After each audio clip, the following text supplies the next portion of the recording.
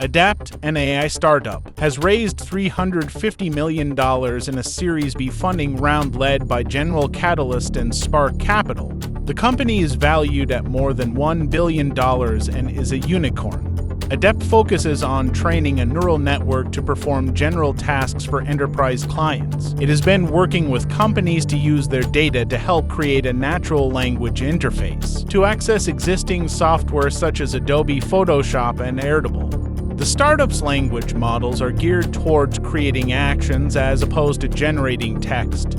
This automation of actions enables an enterprise's knowledge workers to be a lot more efficient and effective. Big tech companies from Alphabet Inc. to Baidu Inc. are speeding up the integration of generative AI into their offerings after Microsoft-backed ChatGPT took the internet by storm for its ability to generate human-like responses.